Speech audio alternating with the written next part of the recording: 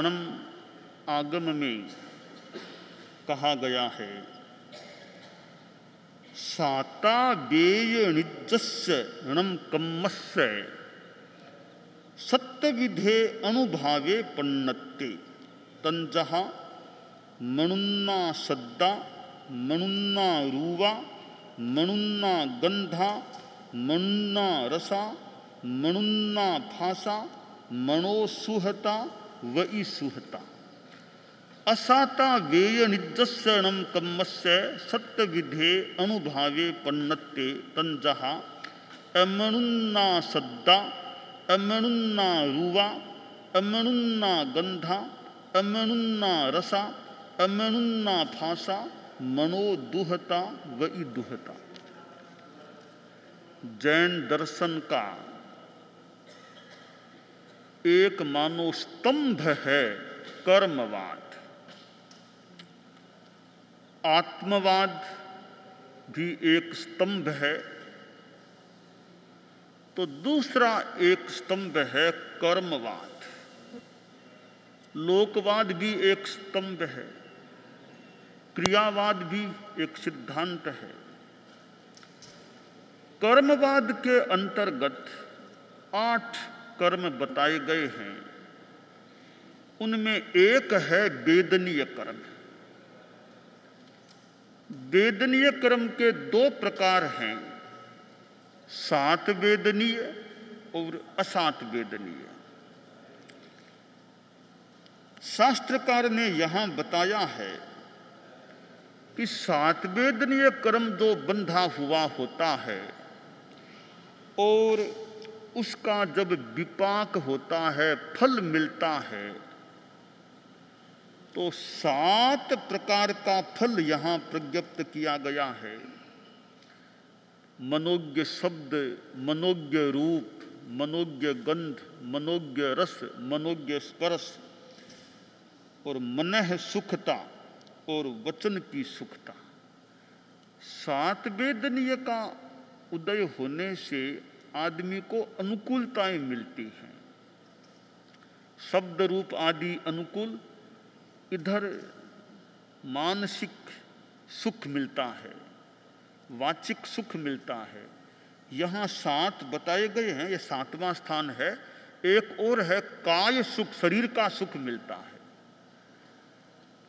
इसी प्रकार असात वेदनीय के भी 7 प्रकार के अनुभव हैं, वे उल्टे हैं। अमनोज्ञ शब्द, अमनोज्ञ रूप, अमनोज्ञ गंध, अमनोज्ञ रस, अमनोज्ञ स्पर्श, मनोदुखता और वचन की दुखता। 7 वेदनीय और असात वेदनीय एक दूसरे से विलोम विपरीत होते हैं। आदमी अनुकंपा का भाव रखता है, अनुकंपा पूर्ण प्रवृत्ति करता है, तो 7 वेदनीय का बंध हो जाता है। निरनुकंपशीलता होती है, निष्ठुरता, हिंसात्मकता, तो असात वेदनीय का बंध हो जाता है। अनुकंपा 7 वेदनीय का कारण है और निष्ठुरता, निरनुकंपा वे असात वेदनीय का कारण है। प्राणियों को कष्ट देना, मारना, पीटना, लाठी से मारना, दुख देना, ऐसा करने से असात वेदनीय का बंध है। अनुकंपा, कोई मेरे से कष्टग्रस्त न हो जाए, किसी को मेरी ओर से तकलीफ न पड़े, जीव की हिंसा न हो जाए। अनुकंपा प्राणियों के प्रति, मेरी ओर से किसी को कष्ट न हो जाए, जागरूकता रखूं, ध्यान रखूं। यह भावना है अनुकंपा की। 7 वेदनीय का बंध होता है। 7 वेदनीय का उदय होता है, अनुकूलताएं रहती है। शरीर में साता है, ठीक है, मानसिक सुख है, वाचिक सुख है। वाचिक सुख कैसे होता है, दुख कैसे होता है, कहीं व्याख्या तो मुझे यहाँ आसपास नहीं मिली। मैंने अपने ढंग से लगाया कि वचन की सुख, वचन का सुख कैसे मिल सकता है। तो मैंने अपने अनुमान से यह लगा रहा हूं कि जैसे एक आदमी है, बोली अच्छी है, बोलने में कहीं कोई दिक्कत नहीं है, अच्छा भाषण, अच्छा बोलना है, कोई तकलीफ नहीं बोलने में। दूसरा आदमी है कि बोलता है, साफ बोल नहीं पाता, जैसे कई लोग बोलने में हकलाते हैं, ऐसे तुतलाते हैं, हकलाते हैं, एक अक्षर को बार बार बोलते बोलते फिर वो बोल पाते, यानी उनको बोलने में कुछ अनुकूलता नहीं रहती है, कबाई खाना ऐसा।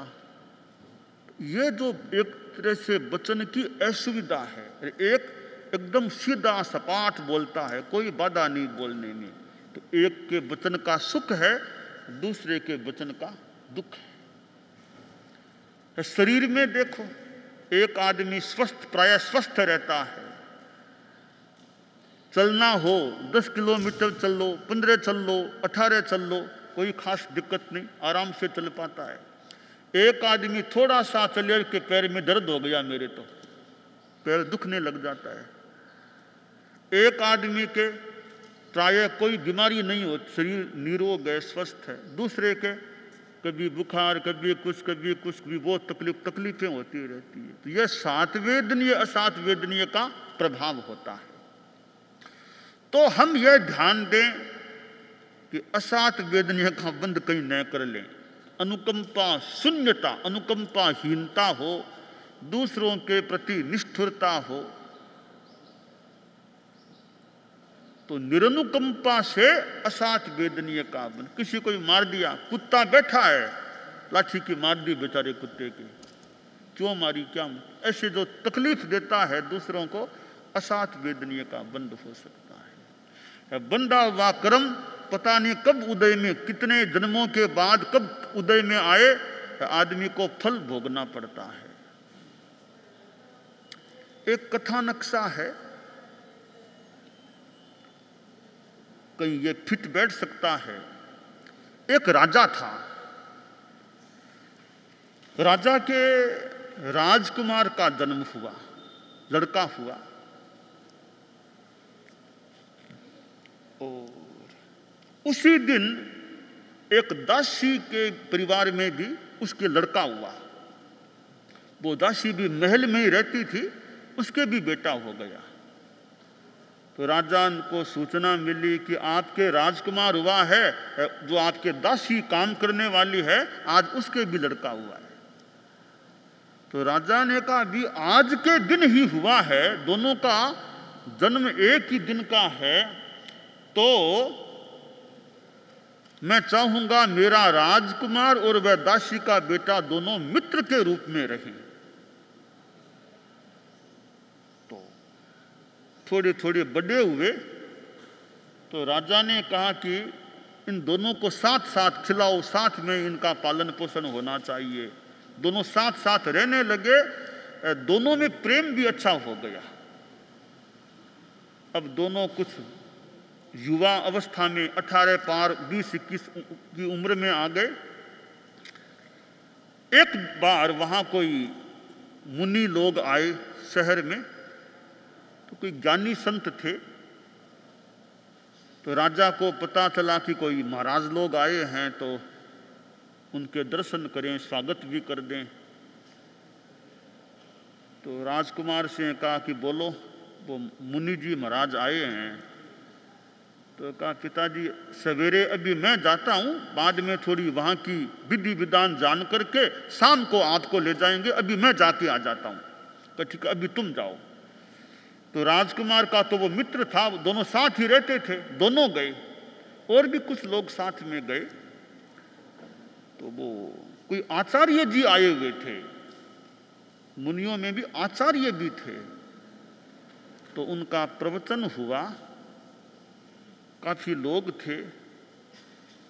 तो राजकुमार के मन में थोड़ी जिज्ञासा थी, प्रवचन सुनने से और जिज्ञासा तीव्र हो गई। तो कार्यकर्ताओं से पूछा रहे कि आचार्य जी से बातचीत करना अभिष्ट है, वो टाइम दे सकते हैं क्या? जो उनके कोई व्यवस्थापक लोग थे, उन्होंने पूछा कि राजकुमार आया हुआ है और आपसे बात के लिए समय मांग रहा है। आपकी अनुकूलता हो तो फरमाइए। आचार्य जी ने कहा कि ठीक है, अभी टाइम है, अभी भिक्षा में देरी है, आधा घंटा करीब समय, अभी बात कर सकते हैं। तो वो राजकुमार निकट आ गया। उसके साथ उसका वो मित्र भी था, दासी पुत्र। तो राजकुमार बोला, आचार्य श्री, आपका प्रवचन मैंने सुना है, जिज्ञासा पहले भी थी, आपका प्रवचन सुनने से मेरी जिज्ञासा और ज्यादा तीव्र हो गई। कुछ पूछना चाहता हूं, बोलो क्या प्रश्न है? आचार्य जी, मैं राजकुमार हूं, आप जान ही गए होंगे, और यह मेरा मित्र है, वैसे दासी पुत्र, हमारे ही महल में रहने वाली दासी का बेटा है। हम दोनों समान वय हैं, एक ही दिनांक में, एक ही वर्ष में, करीब एक ही यानी दिन में दोनों का समय थोड़ा अंतर है जन्म का, एक ही दिन का जन्म है। हम दोनों साथी रूप में रहते हैं। मेरा प्रश्न यह है गुरुदेव कि मैं वस्तु स्थिति आपको बताना चाहूंगा आचार्य जी, कि मैं काफी अनुकूलताएं भोग रहा हूं, बहुत अनुकूलताएं। शारीरिक दृष्टि से मैं देखूं तो मेरा स्वास्थ्य, अहंकार मुझे न आ जाए, बहुत अनुकूल है। 20 बस पूरे हो गए, 21वां चालू है। आज तक कभी बुखार मैंने नहीं भोगा, आज तक कभी माथा मेरा नहीं दुखा, और श्रम करना हो तो भले कितना ही खूब श्रम कर सकता हूं। तो शारीरिक दृष्टि से बिल्कुल मेरी बॉडी साउंड एकदम ठीक है। और आचार्य जी, सम्मान बहुत है, चूंकि राजा का बेटा हूं, लोगों की नजरों में भावी राजा हूं, तो सम्मान में कोई कमी नहीं है। जो सम्मान होना चाहिए राजकुमार का, उसमें कोई कमी नहीं है। पिताजी की ओर से खूब वत्सलता, अनुग्रह मिलता रहता है, खूब मुझे विकास का अवकाश दे रहे हैं, वो भी अनुकूलता है। और आपको वस्तु स्थिति बताऊं कि बौद्धिकता की दृष्टि से भी अध्ययन भी मेरा चल रहा है, प्रतिभा ठीक है, वो भी मेरा ठीक है, स्वभाव भी मेरा शांत है, ज्यादा गुस्सा नहीं आता मुझे, प्रकृति मेरी शांत, यानी मैं बहुत अनुकूलताएं भोग रहा हूं। गुरुदेव, यह मेरा मित्र है ना, यह मेरे से उल्टा है, मेरे से ठीक उल्टा यह है। शरीर की दृष्टि से आप देखिए, यदा कदा बीमारी लगी रहती है, कभी बुखार, कभी सिर दुखना, कभी कुछ, दुबला पतला। और आचार्य श्री, आप देखिए शरीर का जो वर्ण है और चेहरा है, कहाँ तो मेरा और कहाँ इसका। जहां मेरा चेहरा सुंदर है, शरीर प्रमाणोपेत है, इसका चेहरा भी भद्दा है, शरीर भी थोड़ा टेढ़ा बांका सा है, बीमारियों का मानो थोड़ा घर है इसका शरीर। और इज्जत में ठीक है, मेरा मित्र होने से इज्जत, वो तो इज्जत है, बाकी दासी का बेटा है तो इज्जत क्या है इसकी? कोई वैसे मेरा मित्र होने के नाते जरूर इसकी इज्जत है, वो मेरे कारण से है, बाकी इसके कोई इज्जत भी ज्यादा नहीं है। दिमाग इसका है वैसा ही है, बुद्धि ब्रह्मचारी आदमी है, ये तो बुद्धि का बड़ा अभाव है। एक क्लास इसने पास नहीं की आज तक, अनपढ़ सा लड़का है। इतना बड़ा अंतर मेरे में और इसमें है। आचार्य जी, आप तो ज्ञानी पुरुष हैं, कारण क्या इसका? आचार्य जी थोड़े विशेष ज्ञानी थे, अतीन्द्रिय ज्ञानी। तो कह रहे, देखो ये कर्मवाद का सिद्धांत है ना, वो लागू हो रहा है। संक्षेप में ये सुनो, बहुत समय पहले एक किसान होता था एक नगर में, उसके 2 बेटे थे, बड़ा और छोटा।